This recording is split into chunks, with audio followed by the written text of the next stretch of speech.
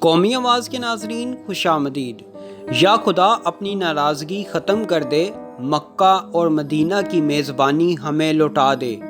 یہ وہ الفاظ ہیں جو ویڈیو میں آگے چل کر بتائیں گے کس نے کہے اور کیوں کہے۔ سعودی عرب اور امریکہ کے لیے خطرے کی گھنٹی بج گئی۔ 21ویں صدی کی سلطنت عثمانیہ کا کھیل شروع۔ طیب اردگان کی خلافت عثمانیہ بحال کرنے کی تیاریاں۔ عربوں کے تو پیروں تلے زمین نکل گئی۔ کیا اب سعودی عرب پر ترکی حکومت کرے گا؟ تیل کے بحران میں گھرے محمد بن سلمان کے لیے الارمنگ سچویشن۔ کیا پس پردہ پاکستان اور ترکی کے درمیان کوئی اہم معاہدہ طے پا گیا ہے؟ مسلمانوں کے خلاف ہونے والے مظالم پر طیب اردگان اور عمران خان ایک پیج پر۔ مودی اور امریکہ کی دوڑیں لگ گئیں۔ طیب اردگان کو قتل کروانے، آئندہ الیکشن میں اردگان کو راستے سے ہٹانے کی تیاریاں مکمل۔ یورپ، امریکہ، اسرائیل اور مودی 2023 سے اتنے خوفزدہ کیوں ہیں؟ کیا 2023 کے بعد پوری دنیا میں بسنے والے مسلمانوں کے حالات بدلنے جا رہے ہیں؟ پاکستان اور ترکی نے اچانک کیسے پوری دنیا میں ہلچل مچا رکھی ہے؟ ڈرامہ سیریل ارطغرل کے خلاف سازشیں کیوں کی جا رہی ہیں؟ پاکستان اور ترکی دونوں مل کر عنقریب دنیا کو کون سا بڑا سرپرائز دینے جا رہے ہیں، ویڈیو میں آپ سے شیئر کریں گے۔ دوستو، ویڈیو میں آگے بڑھنے سے قبل اگر آپ نے قومی آواز کو ابھی تک سبسکرائب نہیں کیا تو اسے سبسکرائب اور بیل آئیکن پر کلک ضرور کریں، کیونکہ یہ میری اور آپ کی نہیں بلکہ پوری قوم کی آواز ہے۔ ترکی اور پاکستان نے مل کر پوری دنیا میں بسنے والی غیر مسلم طاقتوں کے لیے خطرے کی گھنٹی بجا دی ہے۔ ہاں، البتہ اس مشن میں جو کوئی بھی مسلم ملک کسی غیر مسلم آقا کے ساتھ مل کر مشن اسلام کو فیل کرنے کی کوشش کرے گا تو اس کو ضرور راستے سے ہٹا دیا جائے گا۔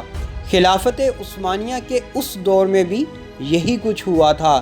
اسلام کے خلاف بغاوت کرنے والوں کو راستے سے ہٹا دو۔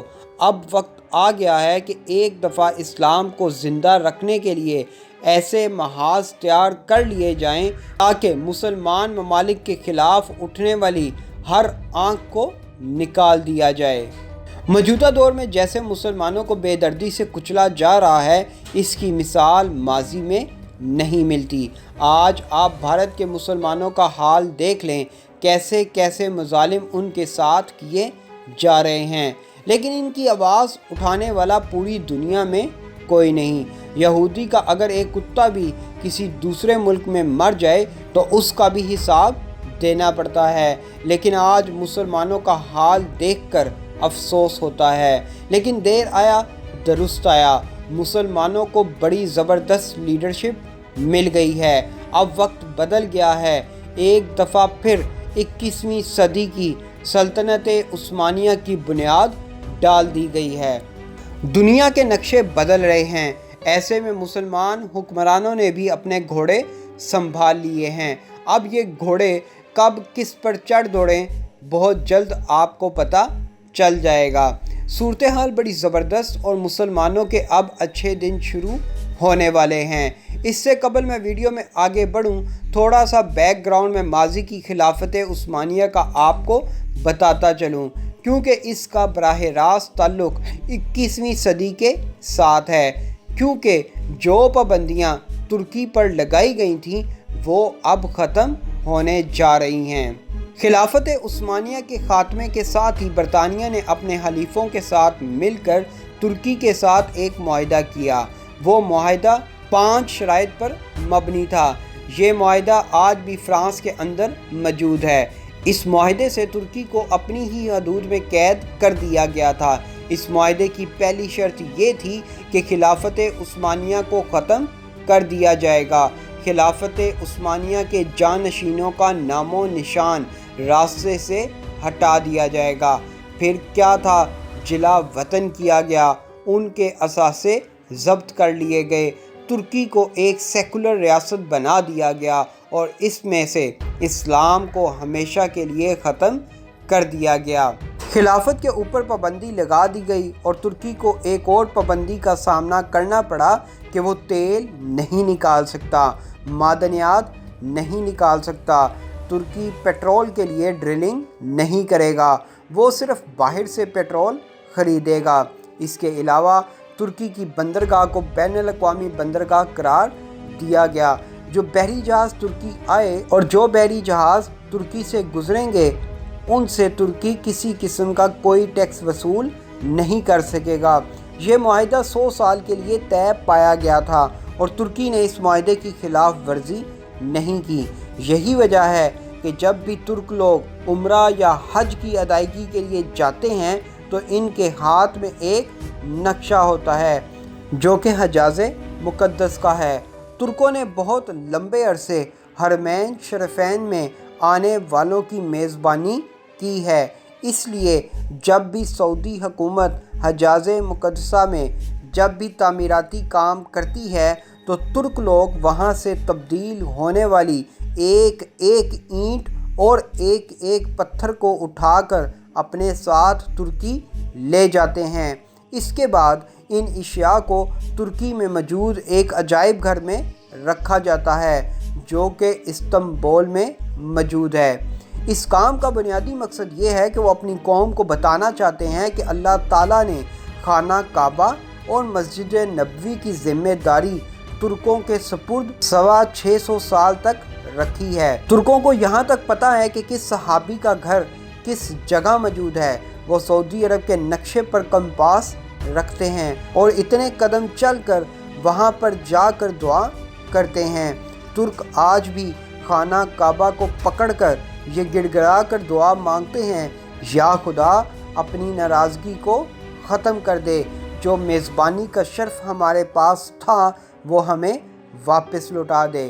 اب 100 سال ختم ہونے والے ہیں۔ اس کے بعد ترکی نے تیل کی ڈرلنگ کرنی شروع کر دی ہے۔ اس ڈرلنگ کے بعد ترکی تیل کی پیداوار میں خود کفیل ہو جائے گا۔ دوسرا، ترکی فارس کے سمندر میں ٹیکس لگائے گا۔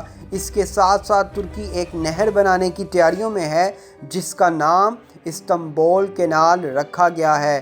اس نہر سے دنیا کے تقریباً سارے جہازوں کو گزرنا پڑے گا، جس سے ترکی اتنا پیسہ کمائے گا کہ کوئی سوچ بھی نہیں سکتا۔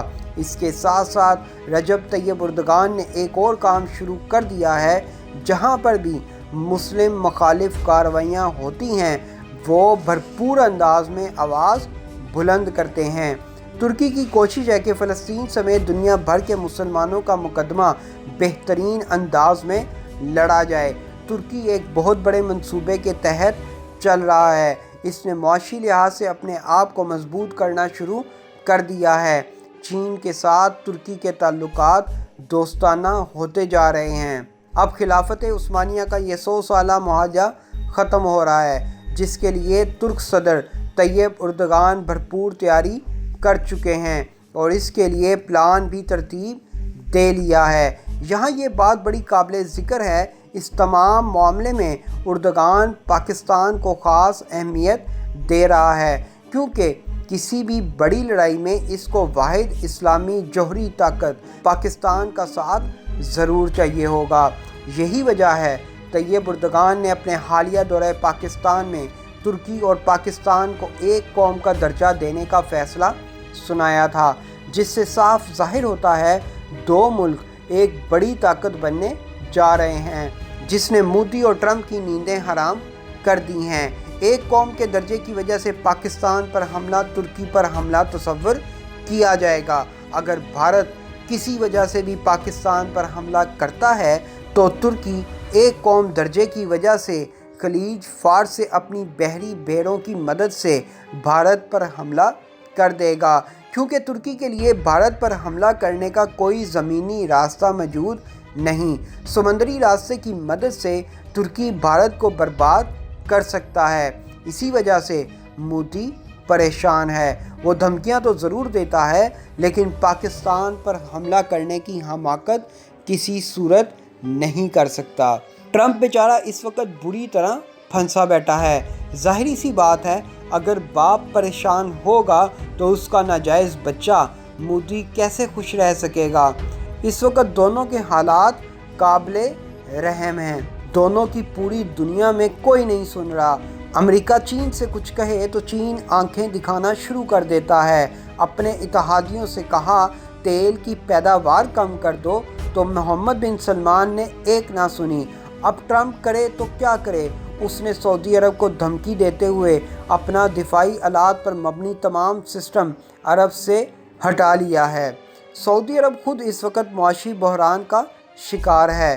حج عمرے کی اس سال کوئی کمائی نہیں ہوئی۔ عالمی وبا کی وجہ سے تیل کی قیمتیں تاریخ کی کم ترین سطح پر آ چکی ہیں۔ ایسے تمام حالات میں اگر دیکھا جائے تو ترکی ایک دفعہ پھر نمبر 1 ملک بن چکا ہے۔ در حقیقت 2023 نہ صرف ترکی بلکہ عالم اسلام کے لیے آزادی کا سال ہوگا۔